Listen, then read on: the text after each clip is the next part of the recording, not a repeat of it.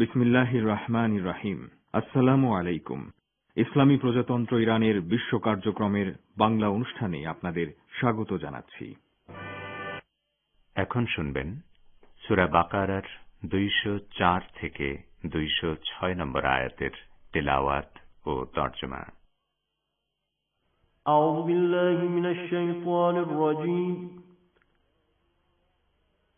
বিসমিল্লাহির রহমানির রহিম।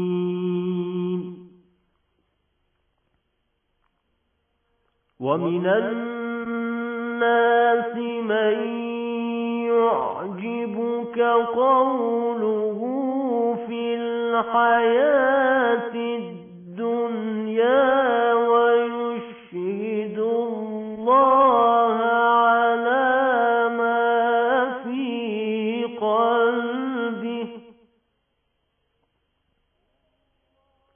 ويشهد الله على ما في قلبه وهو ألد الخصام. وإذا تولى سعى في الأرض ليفسد فيها الحرث والنسل والله لا يحب الفساد.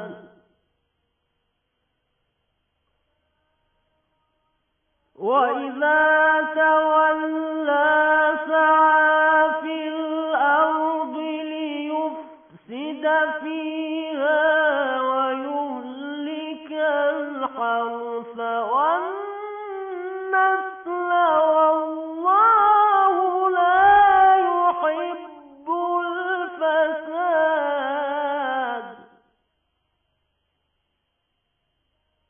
وإذا قيل له اتق الله أخذته العزة بالإثم فحسبه جهنم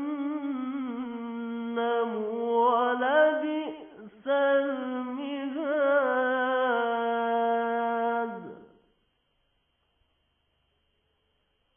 فحسبه جهنم ولبئس المهاد.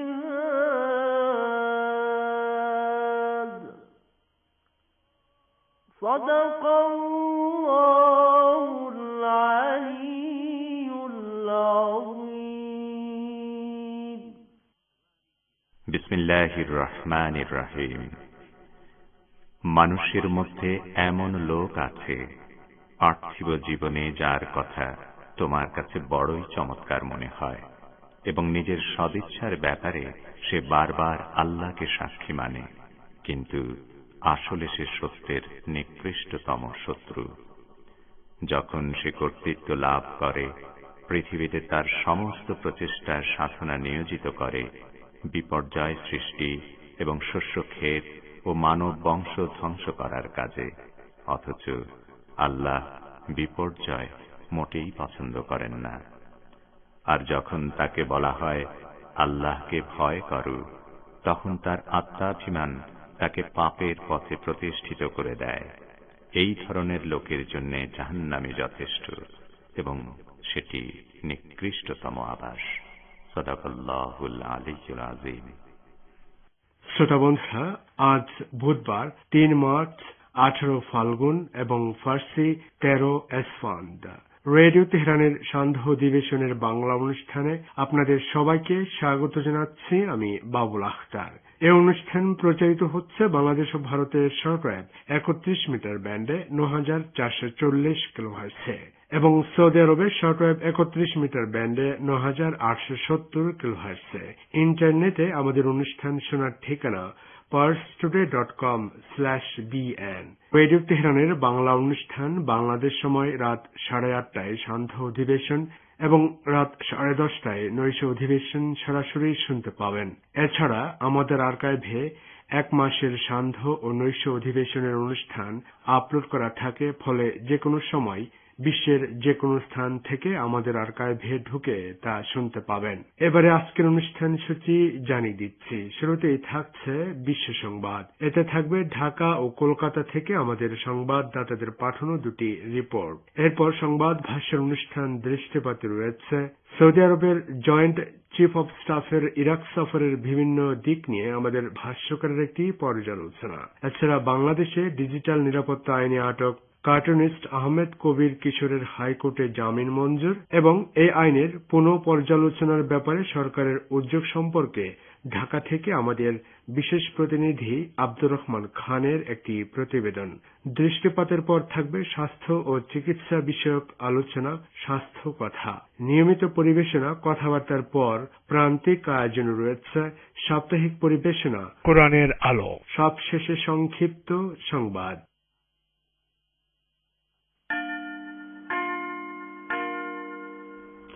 Radio Tehran বিশ্ব সংবাদ।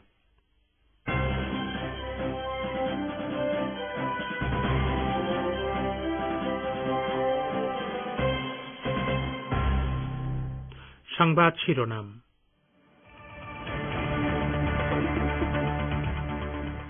ট্রাম্পকে বিপদে নিয়েছিল ইহুদিবাদীরা, পরমাণু সমঝোতা নিয়ে আর কোনো আলোচনায় বসবে না ইরান, সাফ জানিয়েছিলেন প্রেসিডেন্ট রুহানি। ইয়েমেন সংকট নিয়ে আলোচনা করলেন জারিফ ও গুতেরেস। ইরাকে মার্কিন নিয়ন্ত্রিত আইন আল আসাদ ঘাঁটিতে 10 রকেট হামলা। বাংলাদেশের হবিগঞ্জ থেকে রকেট লঞ্চারের 18টি গোলা উদ্ধার। কারা কোন উদ্দেশ্যে কিভাবে এসব যুদ্ধাস্ত্র এনেছে তা স্পষ্ট নয়। ভারতে করোনা ভ্যাকসিনের প্রমাণপত্রে প্রধানমন্ত্রীর ছবি থাকার বিরুদ্ধে আপত্তি। নির্বাচনী আচরণবিধি লঙ্ঘনের অভিযোগ তুলল তৃণমূল কংগ্রেস। আসসালামু আলাইকুম। এতক্ষণ বিশ্ব সংবাদের গুরুত্বপূর্ণ শিরোনামগুলো শুনেন, এবারে বিস্তারিত। পরিবেশনায় রয়েছে আমি আশরাফুর রহমান। ইরানের প্রেসিডেন্ট ডক্টর হাসান রুহানি বলেছেন, কেবল মুখের কথায় পরমাণু সমঝোতা রক্ষা পাবে না, কথাকে কাজে রূপ দিতে হবে। তিনি আজ মন্ত্রিপরিষদের বৈঠকে একথা বলেন। রুহানি আরো বলেন, আমেরিকার বর্তমান সরকার এটা স্বীকার করেছে যে সাবেক ট্রাম্প প্রশাসন ভুল পথে চলেছে। ইরানের জন্য গুরুত্বপূর্ণ হল নিষেধাজ্ঞা প্রত্যাহার, কিন্তু মার্কিন সরকার এখন পর্যন্ত এ বিষয়ে জোরালো কোনো পদক্ষেপ নেয়নি। ইরানের প্রেসিডেন্ট বলেন, আমেরিকা ও ইউরোপ এখন স্লোগান দিচ্ছে তারা পরমাণু সমঝোতায় ফিরতে চায়, কিন্তু আমরা বলছি স্লোগান যথেষ্ট নয়, কাজে এর প্রমাণ দিতে হবে। ইরানের প্রেসিডেন্ট বলেন, সাবেক মার্কিন প্রেসিডেন্ট ডোনাল্ড ট্রাম্পের উপর ইহুদিবাদের ব্যাপক প্রভাব ছিল। তিনি মুখে বলতেন আমেরিকা ফার্স্ট, কিন্তু কাজে দেখা গেছে তিনি প্রথমে ইহুদিবাদকে, তারপর উগ্রবাদকে, তৃতীয় অবস্থানে রেখেছিলেন বর্ণবাদকে, এবং কার্যত আমেরিকা ছিল তার কাছে চতুর্থ অবস্থানে। ইহুদিবাদীরা ট্রাম্পকে বিভ্রান্ত করে ভুল পথে পরিচালিত করেছে বলে জানান ইরানের প্রেসিডেন্ট ডক্টর হাসান রুহানি।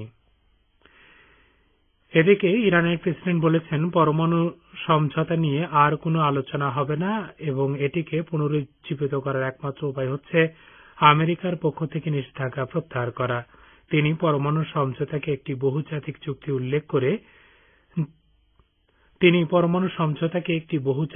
চুক্তি বলে উল্লেখ করেছেন, যা জাতিসংঘ নিরাপত্তা পরিষদের 2231 নম্বর প্রস্তাবের মাধ্যমে আন্তর্জাতিক আইনে পরিণত হয়েছে। রুহানি মঙ্গলবার রাতে ফরাসি প্রেসিডেন্ট ইমানুয়েল ম্যাক্রনের সঙ্গে এক টেলিফোন আলাপে এ মন্তব্য করেন। তিনি পরমাণু সমঝোতা পুনরুজ্জীবনের সুযোগ হাতছাড়া না করতে পাশ্চাত্যের প্রতি আহ্বান জানিয়ে বলেন, একবার সুযোগ হাতছাড়া হয়ে গেলে পরিস্থিতি আরো জটিল রূপ নেবে। প্রেসিডেন্ট রুহানি বলেন, তাঁর দেশ আন্তর্জাতিক পরমাণু শক্তি সংস্থা বা IAEA কে সহযোগিতা করে যাচ্ছে। কাজেই এ সংস্থার নির্বাহী বোর্ডে ইরান বিরোধী প্রস্তাব পাশ হলে তা কূটনৈতিক প্রচেষ্টার অপূরণীয় ক্ষতি করবে। ইয়েমেনের চলমান সংকট নিয়ে ইরানের পররাষ্ট্রমন্ত্রী মোহাম্মদ জাওয়াদ জারিফ এবং জাতিসংঘ মহাসচিব অ্যান্তোনিও গুতেরেস টেলিফোনে আলাপ করেছেন। আলোচনায় দুজনই ইয়েমেনের শান্তি প্রতিষ্ঠার ব্যাপারে একমত পোষণ করেন এবং শান্তি আলোচনা শুরু করার আহ্বান জানান। ইয়েমেনে সৌদি নেতৃত্বাধীন কথিত জোট যে অবরোধ দিয়ে রেখেছে তারও অবসান ঘটানোর কথা বলেন তারা। টেলিফোন আলাপে ইয়েমেনে শান্তি প্রতিষ্ঠার ব্যাপারে জাতিসংঘ সর্বসাম্প্রতিক যে পদক্ষেপ নিয়েছে তা নিয়ে বিস্তারিত আলোচনা হয়। ইয়েমেনের শান্তি প্রতিষ্ঠার ব্যাপারে দেশটির সমস্ত রাজনৈতিক পক্ষের অংশগ্রহণ জরুরি বলেও মতামত ব্যক্ত করা হয়েছে। টেলিফোন আলাপে জাতিসংঘ মহাসচিব ইয়েমেনের শান্তি প্রতিষ্ঠার ক্ষেত্রে ইরানের পক্ষ থেকে প্রচেষ্টা অব্যাহত রাখার আহ্বান জানান। জবাবে জাওয়াদ জারিফ জাতিসংঘের যেকোনো প্রচেষ্টা বাস্তবায়নের ক্ষেত্রে ইরানের পক্ষ থেকে সমর্থন অব্যাহত থাকবে বলে জানিয়েছেন। ইরাকের পশ্চিমাঞ্চলীয় আল আনবার প্রদেশের আইন আল আসাদ বিমান ঘাঁটিতে অন্তত 10টি রকেট হামলা হয়েছে। দেশটিতে সন্ত্রাসী মার্কিন বাহিনী নেতৃত্বাধীন জোটের মুখপাত্র কর্নেল ওয়েন মারোট্টো এ তথ্য জানিয়েছেন। আজ ভোরে ওই মার্কিন ঘাঁটিতে রকেট হামলা হয়, তবে এখন পর্যন্ত কোনো হতাহতের খবর পাওয়া যায়নি। ওই বিমান ঘাঁটিতে বিপুল সংখ্যক মার্কিন সেনা এবং বহু জঙ্গি বিমান মোতায়েন রয়েছে। ইরাকের নিরাপত্তা বাহিনীও বলছে আজ সকালে বিমান ঘাঁটিতে 10টি কাতিউসা রকেট আঘাত এনেছে। এখন পর্যন্ত কোনো সংগঠন এই হামলার দায়িত্ব স্বীকার করেনি। গত সপ্তাহে ইরাক সিরিয়া সীমান্তে হামলা চালিয়েছে মার্কিন বাহিনী, এরপরই ওই রকেট হামলার খবর এলো। সম্প্রতি মার্কিন স্বার্থে ইরাকে হামলা বৃদ্ধি পেয়েছে। সে দেশের জনগণ এবং রাজনৈতিক নেতারা মার্কিন সেনা প্রত্যাহারের দাবি জানিয়ে আসছে। ইরাকে এই ধরনের হামলার বিষয়ে তদন্ত করতে এর আগে সে দেশে বিভিন্ন সংগঠন এবং প্রতিবেশী দেশ ইসলামী প্রজাতন্ত্র ইরান ইরাক সরকারের প্রতি আহ্বান জানিয়েছে। আপনারা বিশ্ব সংবাদ শুনছেন রেডিও তেহরান থেকে। বাংলাদেশের সীমান্ত জেলা হবিগঞ্জ থেকে রকেট লঞ্চারের 18টি গোলা উদ্ধার করেছে বিজিবি। তবে সীমান্তের ওপারে বিচ্ছিন্নতাবাদীরা এসব রকেট লঞ্চারের গোলাবারুদ মজুদ রেখেছেন, একই দেশের মধ্যে নাশকতার জন্য কোন গোষ্ঠী এগুলো সংগ্রহ করেছে সে বিষয়ে ধারণা দিতে পারেনি বিজিবি।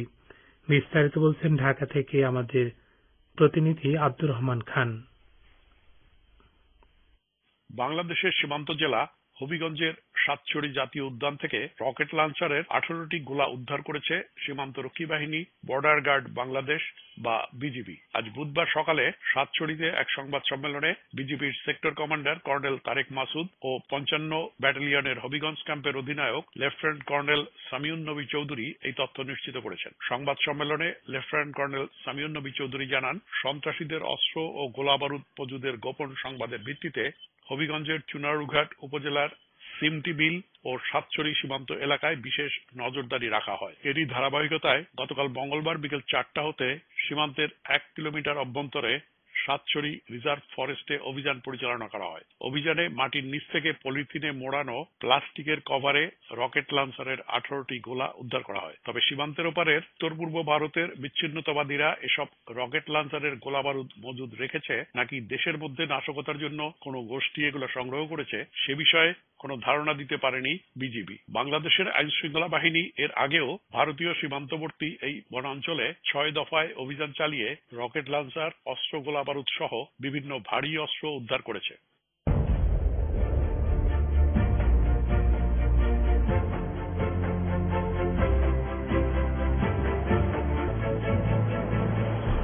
রেডিও তেহরান, খবরের সঙ্গে 24 ঘন্টা।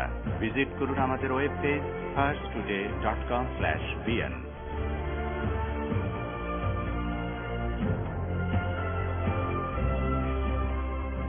ফিরে আসছি আবারও বিশ্ব সংবাদে। ভারতের সুপ্রিম কোর্ট জম্মু কাশ্মীরে 370 ধারা প্রত্যাহার সংক্রান্ত একটি আবেদন খারিজ করে দিয়েছে। একই সঙ্গে আবেদনকারীকে 50,000 টাকা জরিমানার নির্দেশ দিয়েছে। ওই মামলায় সুপ্রিম কোর্ট একটি গুরুত্বপূর্ণ মন্তব্যে বলেছে, কোন দৃষ্টিভঙ্গি সরকারের মতের বিরোধী এবং তা থেকে ভিন্ন হলেই তাকে দেশদ্রোহ বলা যায় না। আজ বিচারপতি সঞ্জয় কিষান কৌল এবং বিচারপতি হেমন্ত গুপ্তার সমন্বিত বেঞ্চের পক্ষ থেকে ওই মন্তব্য করা হয়। রজত শর্মা নামে এক ব্যক্তি আদালতে একটি আবেদন করে জম্মু কাশ্মীর থেকে 370 ধারা প্রত্যাহারের বিরুদ্ধে বিবৃতি দেওয়ার অভিযোগ এনে ডাক্তার ফারুক আব্দুল্লাহর বিরুদ্ধে রাষ্ট্রদ্রোহের মামলা পরিচালনা করার আদেশ চেয়েছিলেন। আবেদনকারী তার পিটিশনে ডক্টর ফারুক আবদুল্লাহর বিরুদ্ধে ৩৭০ ধারা ফেরানোর বিষয়ে চীন এবং পাকিস্তানে সাহায্য চাওয়ার অভিযোগ তুলেছিলেন, কিন্তু নিজের অভিযোগ প্রমাণ করতে না পারায় শীর্ষ আদালত পিটিশন খারিজ করে দেওয়ার পাশাপাশি তাকে ৫০,০০০ টাকা জরিমানার নির্দেশ দিয়েছে। ভারতে করোনা ভ্যাকসিনের প্রমাণপত্রে এবং পেট্রোল পাম্পে প্রধানমন্ত্রীর ছবি থাকার অভিযোগে নির্বাচন কমিশনে নালিশ জানিয়েছে পশ্চিমবঙ্গের ক্ষমতাসীন দল তৃণমূল কংগ্রেস। পশ্চিমবঙ্গে বিধানসভা নির্বাচনকে সামনে রেখে ওই ছবি প্রকাশের মাধ্যমে নির্বাচনী আচরণবিধি লঙ্ঘন করা হয়েছে বলে অভিযোগ এনেছে দলটি। এ সম্পর্কে বিস্তারিত জানাচ্ছেন কলকাতা থেকে আমাদের প্রতিনিধি আব্দুল হাকিম। ভারতে করোনা ভ্যাকসিনের প্রমাণপত্রে প্রধানমন্ত্রীর ছবি এবং পেট্রোল পাম্পে প্রধানমন্ত্রীর ছবি থাকার অভিযোগে নির্বাচন কমিশনের নালিশ জানিয়েছে পশ্চিমবঙ্গের ক্ষমতাসীন তৃণমূল কংগ্রেস। পশ্চিমবঙ্গে বিধানসভা নির্বাচনের সময়সূচি ঘোষণা হয় এ ধরনের প্রচার মানুষকে প্রভাবিত করতে করা হচ্ছে এবং এর ফলে আদর্শ আচরণবিধি লঙ্ঘিত হচ্ছে বলে অভিযোগ। আজ বুধবার পশ্চিমবঙ্গের রাজধানী কলকাতায় রাজ্য নির্বাচন কমিশনের দপ্তরে ওই বিষয়ে অভিযোগ জানান তৃণমূল নেতা ও রাজ্যের পৌর ও নগর উন্নয়ন মন্ত্রী ফিরহাদ হাকিম। এ প্রসঙ্গে আজ বুধবার তৃণমূলের মহাসচিব ও রাজ্যের শিক্ষামন্ত্রী পার্থ চট্টোপাধ্যায় বলেন, কোভিডের যে সার্টিফিকেট দেওয়া হচ্ছে তাতে প্রধানমন্ত্রীর মুখ, নরেন্দ্র মোদীর মুখ দেওয়া হচ্ছে, এটা নির্বাচন বিধিকে লঙ্ঘিত করছে এবং অবিলম্বে এ বিষয়ে ব্যবস্থা নেওয়া। অন্যদিকে রাজ্য বিজেপি সভাপতি দিলীপ ঘোষ এমপি এ প্রসঙ্গে বলেন, আগের থেকে শুরু হয়ে গেছে প্রক্রিয়া। যেমন জানেন আপনারা, আমার কাছে মেয়র আছেন, উনি ডেভেলপমেন্টের কাজ ভালো জানেন। কোন রাস্তার কাজ যদি শুরু হয়ে যায় এমসিসি লাগার আগে সেটাকে বন্ধ করা হয় না, চলতেই। আমার মনে হয় সেইভাবেই সরকারি প্রক্রিয়া এটা আগেই শুরু হয়ে গেছে, 1 মাস 1.5 মাস আগের থেকে সেটাই চলছে, এর মধ্যে নতুন করে কিছু হচ্ছে না।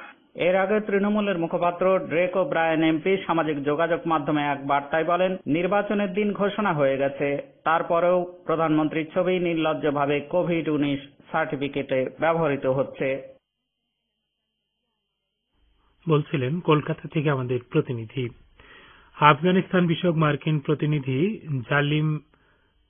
জালমাই খালিলজাদ আফগানিস্তানে একটি অন্তর্বর্তীকালীন সরকার গঠনের প্রস্তাব দিয়েছেন। এই সরকারে তালেবানের অংশগ্রহণ থাকার কথা বলেছেন তিনি। আফগানিস্তানের তোলা নিউজ জানিয়েছে, সম্প্রতি খলিলজাদ কাবুলে অংশগ্রহণমূলক একটি অন্তর্বর্তী সরকার গঠন নিয়ে আফগান রাজনৈতিক নেতাদের সঙ্গে আলোচনা করেছেন। আফগানিস্তানের সাবেক প্রেসিডেন্ট হামিদ কারজাই এবং আবদুল্লাহর সঙ্গে ঘনিষ্ঠ সূত্রগুলো বলছে, খলিলজাদ সম্ভব সরকারের একটি নামের তালিকা আফগান নেতাদের কাছে হস্তান্তর করেছেন এবং যত তাড়াতাড়ি সম্ভব মতামত দেওয়ার আহ্বান জানিয়েছেন। খলিলজাদ সোমবার আবদুল্লাহর সঙ্গে বৈঠক করেন এবং সেখানে অন্তর্বর্তী সরকার গঠন সহ তালেবানের সঙ্গে আমেরিকার সই হওয়া দোহা চুক্তি নিয়েও আলোচনা করেন। সৌদি আরবের আভা আন্তর্জাতিক বিমানবন্দরে আবার ড্রোন হামলা চালিয়েছে ইয়েমেনের হুথি আনসারুল্লাহ সমর্থিত সামরিক বাহিনী। দারিদ্র্য পীড়িত ইয়েমেনের বিরুদ্ধে সৌদি নেতৃত্বাধীন কথিত আরব জোট যে আগ্রাসন চালিয়ে আসছে তার জবাবে এই ড্রোন হামলা চালিয়েছে ইয়েমেনের সেনাবাহিনী। ইয়েমেনের সামরিক বাহিনীর মুখপাত্র ব্রিগেডিয়ার জেনারেল ইয়াহিয়া সারি সামাজিক যোগাযোগের মাধ্যম টুইটারে দেয়া এক বিবৃতিতে জানিয়েছেন, হুথি সমর্থিত সেনাবাহিনী নিজস্ব প্রযুক্তিতে তৈরি কাসেব 2K ড্রোন দিয়ে আভা আন্তর্জাতিক বিমানবন্দরে হামলা চালিয়েছে। জেনারেল সারি জানান, ইয়েমেনি ড্রোন সৌদি বিমানবন্দরে সামরিক বিমানের হ্যাঙ্গারে নিখুঁতভাবে আঘাত এনেছে। সৌদি জোটের অব্যাহত আগ্রাসন এবং সর্বাত্মক অবরোধের জবাবে ইয়েমেনিরা এই হামলা চালিয়েছে বলে তিনি উল্লেখ করেন। লেবানন সীমান্তে ইহুদিবাদী ইসরায়েলের একটি ড্রোন ভূপাতিত হয়েছে। লেবাননের আকাশ সীমা লঙ্ঘনের সময় এটি ভূপাতিত হয়। লেবাননের বিভিন্ন সূত্র এ খবর জানিয়ে বলেছে, মঙ্গলবার এ ঘটনা ঘটেছে।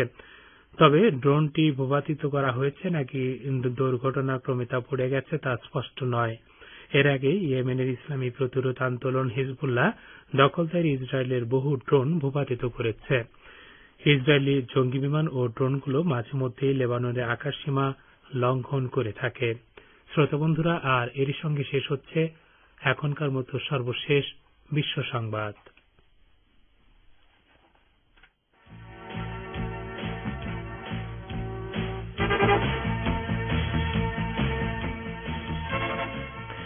বিশ্ব সংবাদ শুনলেন রেডিও তেহরান থেকে। অনুষ্ঠানের এ পর্যায়ে আপনাদের সঙ্গে যোগ দিচ্ছে আমি বাবুল আখতার।